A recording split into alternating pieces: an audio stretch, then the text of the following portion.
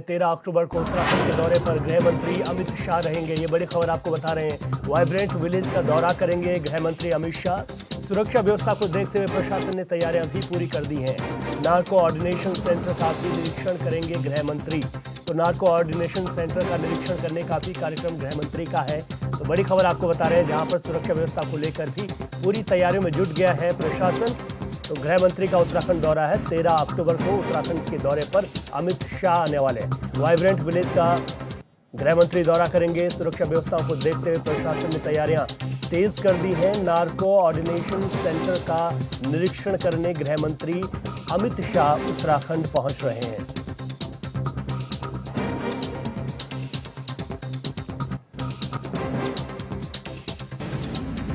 जानकारी लेते हैं हमारे संवाददाता दीपक नौटियाल फोन लाइन पर हमारे साथ हैं। दीपक, उत्तरकाशी के वाइब्रेंट विलेज का ये दौरा है, गृह मंत्री पहुंच रहे हैं। अभी तक क्या कुछ शेड्यूल मिल पाया है और क्या तैयारियां हैं प्रशासन की? बिल्कुल रवि, आपको बता दूं कि 13 अक्टूबर को जो गृह मंत्री अमित शाह जो है उत्तराखंड के दौरे पर रहेंगे, जिसमें जो वाइब्रेंट विलेज का जो है जो गांव है वाइब्रेंट विलेज उत्तराखंड के अंदर, उनका वो दौरा करेंगे। और विशेषकर जो उत्तरकाशी जनपद के जो 8 गांव क्षेत्र में पड़ते हैं वाइब्रेंट विलेज में, तो उनकी जो व्यवस्था है, जो कब तक कार्य हुए, तो उनकी जो समीक्षा करेंगे। फिलहाल जो है प्रशासन द्वारा वहाँ पर जो है तैयारियां शुरू कर दी गई। और जो वाइब्रेंट विलेज है, तो उनमें जो है तैयारियां शुरू हो गई। और हो सकता है कि अमित शाह जो है जो हमारा सीमांत जो क्षेत्र पड़ता है नेलंग जादू, वहां तक भी जा सकते हैं। जी बिल्कुल, और इसी क्षेत्र में अभी राज्यपाल भी गए थे और ऐसा भी संभावना जताई जा सकती है। बहुत शुक्रिया दीपक, तमाम जानकारी के लिए आपका।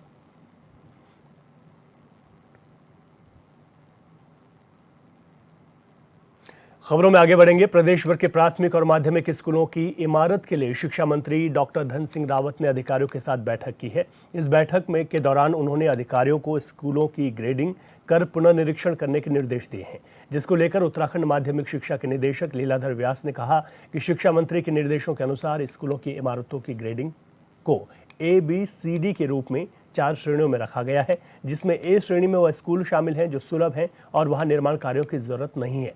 उन्होंने कहा कि B और C श्रेणी में वह स्कूल शामिल हैं जिन्हें मरम्मत की जरूरत है, तथा D श्रेणी में जिन स्कूलों में ध्वस्तीकरण की जरूरत है, वहां पर नए निर्माण कार्य शुरू कर दिए हैं।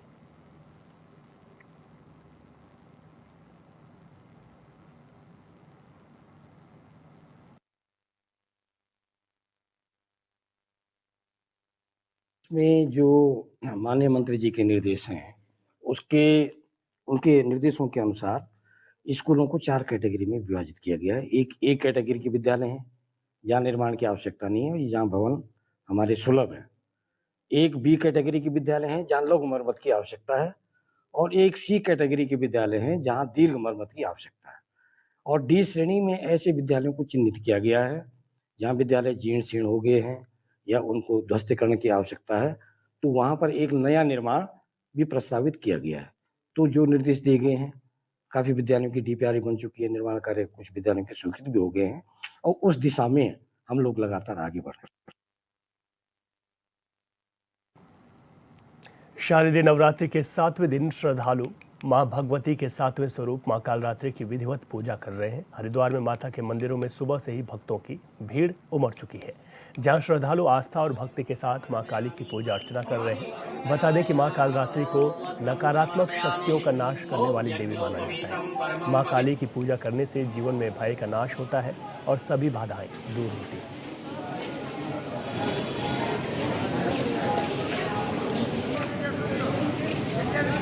जय माता दी। ये जो कालरात्रि का व्रत होता है, इसमें विशेष आपको दुर्गा कवच, अर्गला कवच और किला कवच का अवश्य पाठ करना होता है। आप अध्याय 6वां पढ़े, 7वां पढ़े, 9वां पढ़े, उसका कोई वो नहीं है।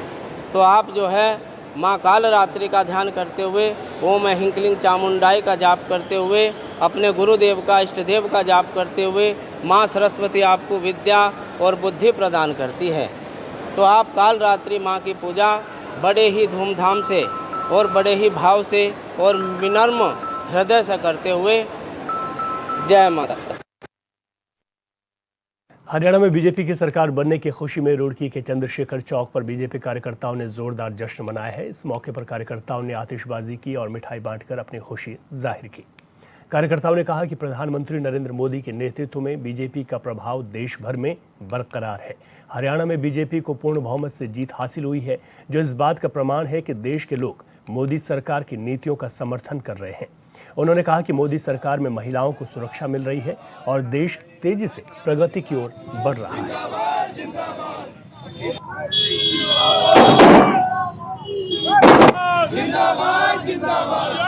हरियाणा की जनता ने जो भारतीय जनता पार्टी को तीसरी बार हैट्रिक लगाने का काम किया, उसके लिए उसी की खुशी में आज भारतीय जनता पार्टी के रुड़की जिले के कार्यकर्ता यहाँ पर आए और उस खुशी को मनाते हुए, क्योंकि वहाँ की जनता ने महसूस कर लिया है कि नरेंद्र मोदी की नीतियों को स्वीकार करते हुए आज भारतीय जनता पार्टी के पक्ष में हरियाणा की जनता ने जो मतदान किया, मैं उनको धन्यवाद करता हूं, उनको बहुत बहुत बधाई देना चाहूंगा।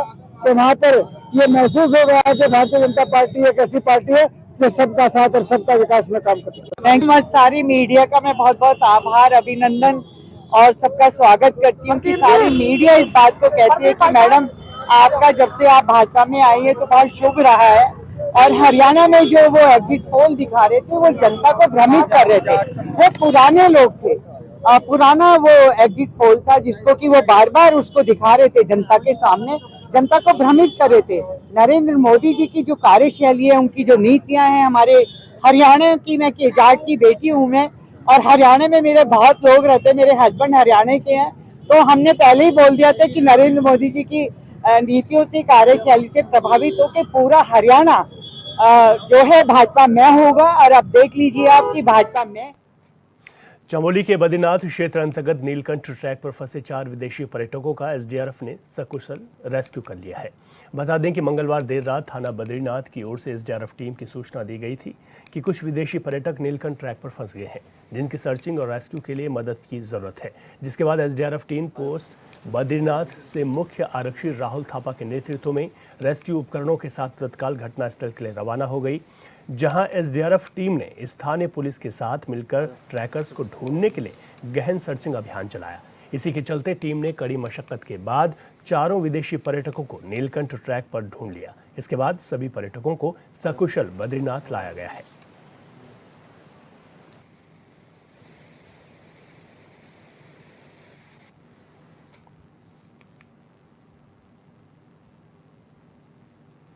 और पीलीभीत से इस वक्त बड़ी खबर आपको बता दें, सीएम योगी के गुरु भाई का निधन हुआ है। ये बड़ी खबर आपको बता रहे हैं। तबीयत बिगड़ने पर सीएससी में भर्ती कराया गया था। इलाज के दौरान शांतिनाथ महाराज का अस्पताल में निधन हो गया। शांतिनाथ गोरखनाथ मठ की सेवा के बाद 1998 में आए थे पीलीभीत। पूर्व में सीएम योगी का इसी आश्रम में आगमन हुआ था। न्यूरानपुर मुड़िया आश्रम में विराजमान थे शांतिनाथ महाराज। तो ये बड़ी खबर आपको बता रहे हैं, जहां पर पूर्व में सीएम योगी का भी इसी आश्रम में आगमन हुआ था, जहां पर वो सेवारत थे। तो ऐसे में शांतिनाथ महाराज का अस्पताल में निधन हो गया। तबीयत खराब हुई थी, जिसके बाद उनको सीएससी में भर्ती कराया गया था, लेकिन इलाज के दौरान उनका निधन हो गया।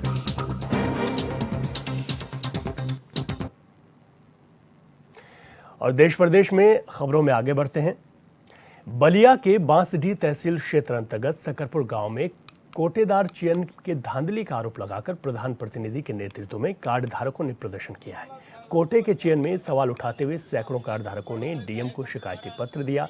दरअसल उनका आरोप है कि अधिकारियों की ओर से जो सरकारी कोटा चयन हुआ उसमें धांधली की गई, इसीलिए फिर बैठक कर नए कर्मचारियों के सहयोग से निष्पक्ष चुनाव करवाकर कोटे की दुकान बहाल की जाए। वहीं नवनिर्वाचित कोटेदार ने कहा कि कोटे की दुकान में किसी तरह का कोई धांधली नहीं हुई है। कोटे की दुकान में चुनाव प्रक्रिया में हम लोगों को 63 वोटों से जीत मिली है।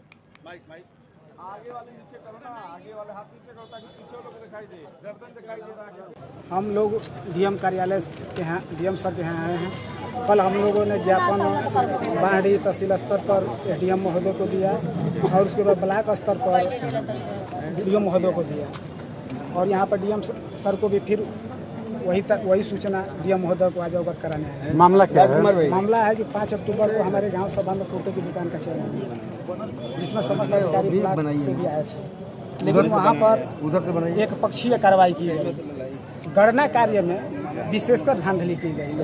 खुली बैठक थी 5 तारीख को जो संपन्न हुआ, उसमें दोनों पक्ष के लोग सामने सामने बैठ गए थे। वहाँ पे गिनती हुई।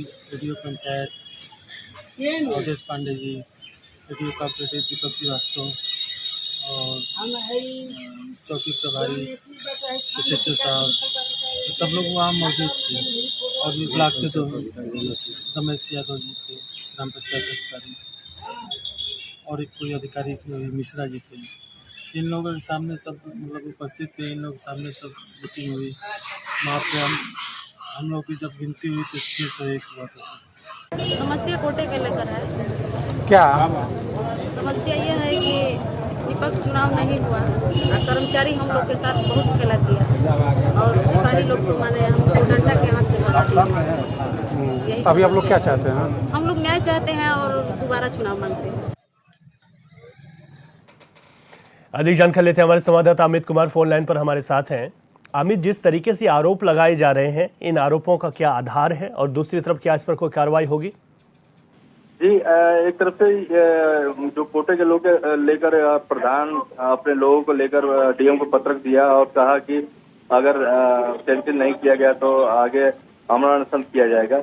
लेकिन वहीं जो कोटेदार है उसका कहना है कि जो प्रक्रिया होती है उसके अंतर्गत, प्रक्रिया के अंतर्गत चुनाव हुआ। चुनाव के बाद हम लोग को कोटा का आवंटन किया गया है। जो हमको चुना गया है 63 वोटों से विजयी हुए हैं। उसके बाद हमको कोटा दिया गया है। अमित, जो लोग हैं जो विरोध जता रहे हैं, इनके पास क्या आधार है और क्या प्रमाण इस चीजों के हैं कि उन्होंने कहा कि कोटेदार किचन में धांधली हुई है? कुछ चीजें तो लेकर वो सामने आए होंगे क्योंकि सड़कों पर उतरे हुए हैं। जी, कोटेदार का कहना है कि आप देख सकते हैं वीडियो में कि पूरे गांव के लोग मौजूद हैं। उसके बीच हमको चयनित किया गया था। चयनित के बाद हमको कोटा दिया गया है।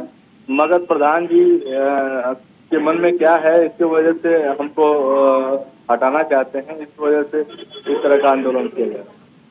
ठीक है, यानी कि चीजें स्पष्ट नहीं हो पा रही हैं कि क्या कुछ चीजें। आप नजर बनाए रखेगा अमित, बहुत शुक्रिया आपका।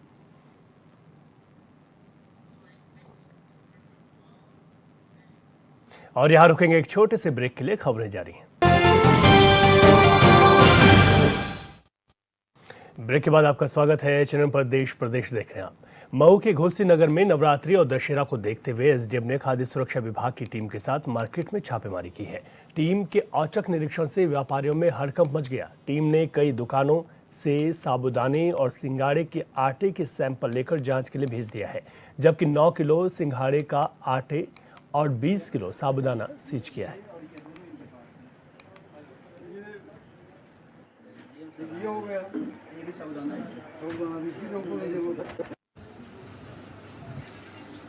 इनके यहाँ खुला पैकेट जिसकी अनुमति नहीं है उसकी पैकेजिंग करते हुए पाई गई है। उसको 9 किलो 9.25 किलो सिंघाड़े का आटा सील किया गया है इनका, जो अधोमानक है ना। उसी तरह से साबूदाना, जिसको इसका ट्रेड लाइसेंस उसके पास नहीं है, साबूदाना का पैकेजिंग करने का, रीपैकेजिंग करने का। और कंपनी का तो जो पाया गया मानक अनुरूप है, लेकिन जो खुला पाया गया है, जो प्रथम दृष्टया मानक अनुरूप नहीं है, उसको भी सील किया गया है और नमूने भेजे जाएंगे और उसके बाद जैसी रिपोर्ट आएगी इनके विरुद्ध कठोर से कठोर कार्रवाई की जाएगी।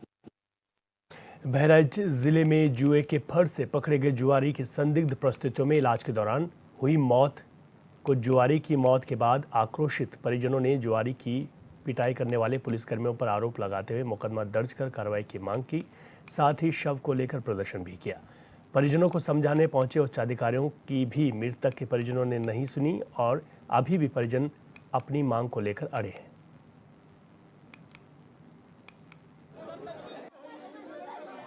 ये है कि मेरे भाई ने 10-12 लोग मिलकर जुआ हुआ, कुछ मैटर था क्या था, और उसके बाद में पुलिस ने छापा मारा।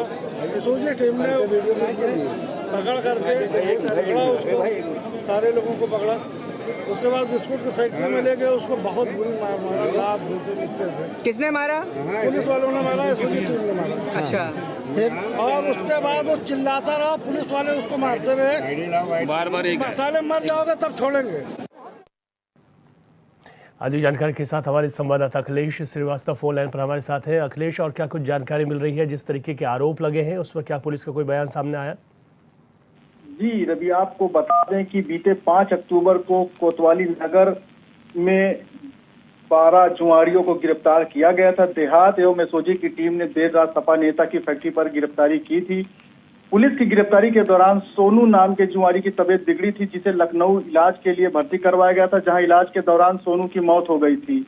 पुलिस कर्मियों के खिलाफ कार्रवाई की जीत को लेकर शव के साथ बैठे जुआरी हनीफ उर्फ सोनू के परिजनों एवं रिश्तेदारों को पुलिस के उच्च अधिकारियों की तरफ से काफी मान मनौवल की गई, लेकिन नाराज परिजन पुलिस कर्मियों के खिलाफ कार्रवाई की मांग को लेकर अड़े रहे और युवक का दाह संस्कार करने से इनकार कर दिया था। सोनू की मौत के बाद परिजनों ने पुलिस के ऊपर टार्चर करने का आरोप लगाया था और पुलिस कर्मियों के खिलाफ कार्रवाई करने की मांग उठाई थी। हालांकि अपर पुलिस अधीक्षक एवं क्षेत्राधिकारी की तरफ से कार्रवाई को लेकर दिए गए आश्वासन के बाद परिजन मान गए हैं और देर रात युवक का अंतिम संस्कार कर दिया गया है। जी अखिलेश, अभी और क्या कुछ परिजनों का कहना है इस पूरे मामले को लेकर? परिजनों का यही कहना है कि हमारे जो मांग है एसओजी टीम और जो भी दोषी हैं उनके खिलाफ मुकदमा लिखा जाए, उनकी तरफ से मुकदमा लिखा जाए, उसके बाद कड़ी कार्रवाई की जाए। जी पुलिस के बड़े अधिकारियों का कोई बयान इन आरोपों पर? पुलिस का तो यही बयान है कि जांच की जा रही है, जांच के दौरान पोस्टमार्टम रिपोर्ट के बाद ही कार्रवाई की जाएगी। जी ठीक है, बहुत शुक्रिया अखिलेश तमाम जानकारी के लिए आपका। आगे बढ़ेंगे। महराजगंज जिले की भारत नेपाल की सोनौली सीमा पर सुरक्षा में तैनात एसएसबी जवानों को बड़ी सफलता हाथ लगी, जहां जवानों ने नेपाल से अवैध रास्ते से भारत में प्रवेश करते समय एक ब्राजील के नागरिक को गिरफ्तार किया है। पकड़े गए ब्राजील नागरिक के पास भारत में प्रवेश करने का वीजा और कोई भी वैध कागजात नहीं मिला, जिसके बाद एसएसबी जवानों ने उसे पुलिस के गिरफ्त में दे दिया। फिलहाल पकड़े गए विदेशी नागरिक के खिलाफ 14 विदेशी अधिनियम एक्ट के तहत मुकदमा दर्ज कर जेल भेजने की कार्रवाई की जा रही है। भारत नेपाल अंतर्राष्ट्रीय सीमा पर एक ब्राजील नागरिक जोकियम डोस सेंटोस नेटो को हिरासत में लिया गया है। इसके जब पेपर को चेक किया गया तो इसके पास से पासपोर्ट तो मिला है, लेकिन कोई वीज़ा उपलब्ध नहीं था। यह जानकारी मिली है कि यह नेपाल के रास्ते भारत में प्रवेश करने का प्रयास कर रहा था। पूछताछ में इसके द्वारा अवगत कराया गया है कि ये काम के लिए कई देशों में भ्रमण करता है। इसी दृष्टिकोण से ये नेपाल से भारत में प्रवेश करने का प्रयास कर रहा था। चूंकि इसके कोई वैध कागजात वीजा संबंधी नहीं है, इसलिए इसे थाना सोनौली पर एसएसपी द्वारा एक प्रार्थना पत्र दिया गया है, जिसमें अभियोग पंजीकृत करने के लिए बताया गया है। इसमें 14 विदेशी अधिनियम के तहत अभियोग पंजीकृत करते हुए अग्रिम विधिक कार्रवाई की जाएगी। शामली में बकाया गन्ना भुगतान को लेकर हाईवे पर चल रहे आंदोलन में किसानों से वार्ता करने के लिए शामली डीएम पहुंची। भारी पुलिस बल के साथ पहुंचे डीएम का किसानों से बातचीत करने के बाद भी कोई निष्कर्ष नहीं निकला। बता दें कि किसान शुगर मिल पर लगभग 200 करोड़ रुपए का बकाया भुगतान कराए जाने की मांग पर अड़े हैं। किसानों का कहना है कि जब तक उनकी मांगें पूरी नहीं होती वो धरने से नहीं उठेंगे।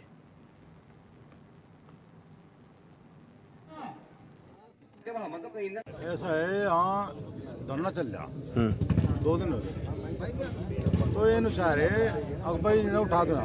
अच्छा, हम कह रहे जी हम यहाँ से उठ जाए, हमारे इधर अंदर तहसील के लिए जी, जब मिल में से धरना चला और तहसील में जाने के लिए चले तो इन्होंने बैरिकेड कर दिया और फोर्स तो हम यहाँ रुके जी, यहाँ बैठ गए।